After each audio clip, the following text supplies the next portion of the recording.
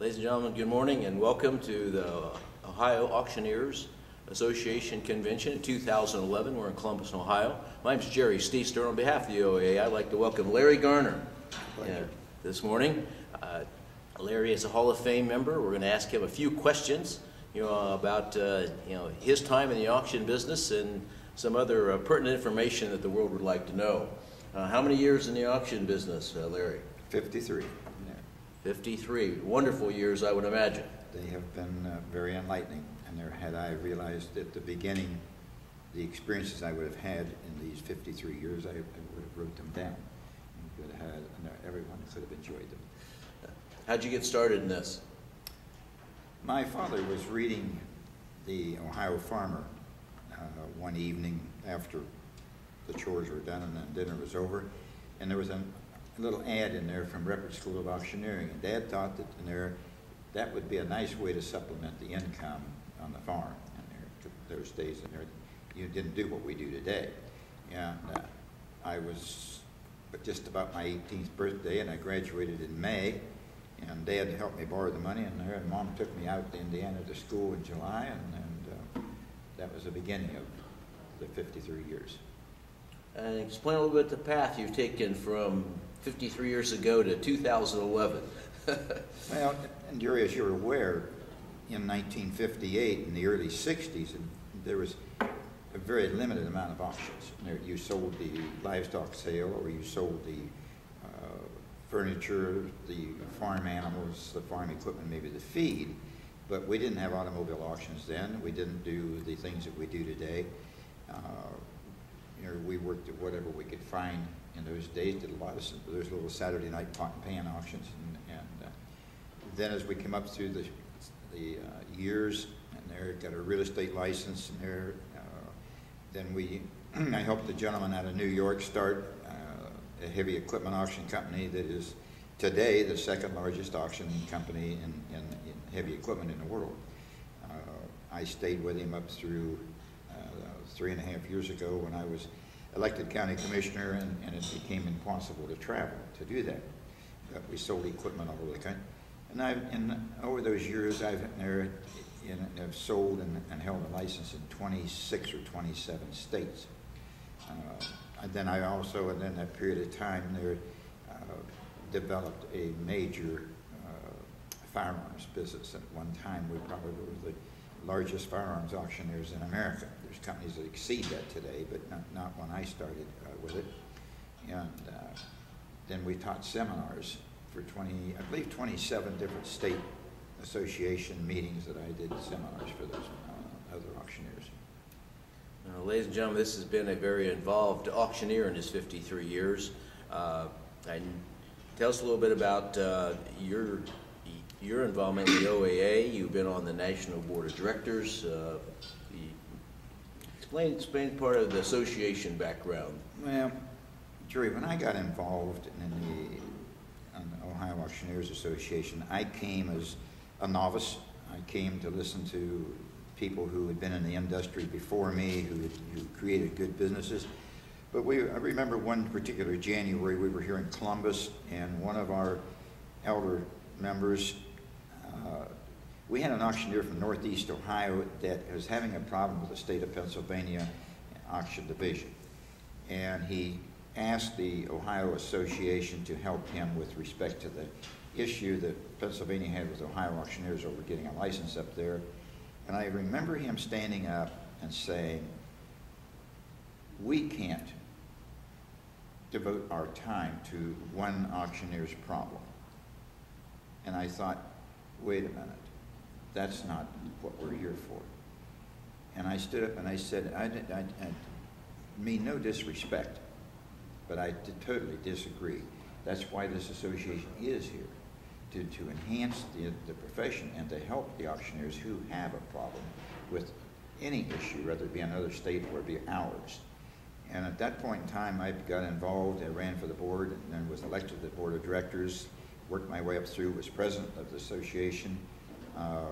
In 1989, I was very fortunate to be president when we brought the National Auctioneers Convention to Cincinnati, Ohio. Only one of two that's ever been in the state of Ohio.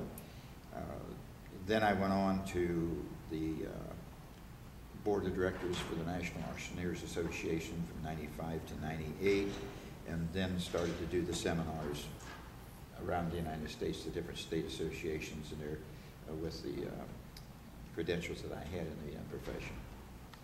So education is, I take from all that, you firmly believe in education in the auction industry. Very firmly do. You will find more education in the hallways of this hotel in between the seminars. It is invaluable, and there's no way to write it all down, but to trade ideas. And your experiences in your part of the country with a particular auction that had a great success or had a problem. I may have that problem next week. And if I hadn't heard you tell me how you did it, how you resolved it, and brought it to a successful conclusion, I gotta turn the wheel all over again, and maybe I won't get it done. So coming here with your other people is a tremendous value, not only to our profession, but to the people who we sell for and we sell to, because someone has experienced that problem and resolved that problem, and we can have a successful auction for it and everybody involved. You've seen a change over the years where, as you said, you mentioned the pots and pans. That's the household auction that many people conducted. The specialized auctioneer today. I know you've experienced the firearms aspect where you have specialized in that, but you see those selling real estate, those doing benefit auctions. There are those that sell, I'm only going to do personal property. Well, today we have people who do nothing but benefit auctions. They make a living conducting those for churches, major charities, St. Jude's Hospital, if you will. And for many years, I've advocated in all of my seminars, specialize. I don't care what you specialize in. You will be very successful if you specialize in a product that you like. And I like the firearms. We have a farm toy division that is in the state of Ohio second to none. And for many years, I sold horse-drawn carriages, and there was a specialty, and it was not something that made us a lot of money, but we truly enjoyed those old things from the past that our forefathers drove to the auctions in those days. What do you see happening to the industry now? Is the 21st century is here? The socioeconomic change is upon us. Where do we go from here? Well, we are a society today that is in a hurry to get from the cradle to the grave. And when they have a product that is no longer needed in their daily life, they want it gone, the auctioneer can do that within a short period of time in marketing that particular product, whatever it happens to be. We're bringing technology into it with the online auctions. I see some advantages to that, and I see some serious disadvantages to that. And buying a major piece of equipment off of a picture. When I was in high school a few years ago, one of our teachers said, "A picture is worth 1,000 words."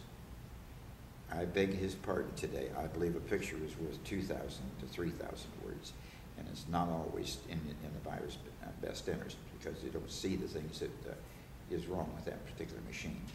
Well, a lot of this business was based on the cried bid and the eye-to-eye contact. Absolutely. But there was a time when you knew to ignore somebody. You think, why would you ignore a person? Well, because of the eye-to-eye contact and the person to encourage. And I think you have been one of them, made that system work. But there is a change upon us. There is a change, and with all aspects of history repeats itself, and I think it's repeating itself at the moment. But the personal, with the live auction, with the consumer being there, and there is a trust. The buying public and the seller trust the auctioneer, or he wouldn't be there. You lose that with a picture, and the only thing that's there is the item. the interaction between you, the auctioneer, and the buyer. And there's many a day that I've had a buyer quit bidding. And I wasn't where I thought we really ought to be. And I've said to the jury, you know, one more time. Put your hand up one more time. May take that home.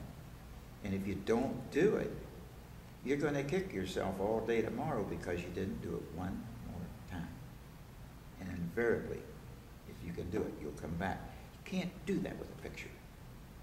It's that live, interaction. Or a cutoff time. You have to stop bidding at 12 o'clock tonight. That's right. You can't bid at 12:01. Can't go 12:01 in there. And I think that's the difference in where we've come from and where we're going. Now, I understand, and I use the internet with it. We just did one a week ago with the internet involved. We had 63 people registered on the internet, 102 people were actual bidders in the gallery. There was the interplay between the internet, but the buyers were principally in the gallery.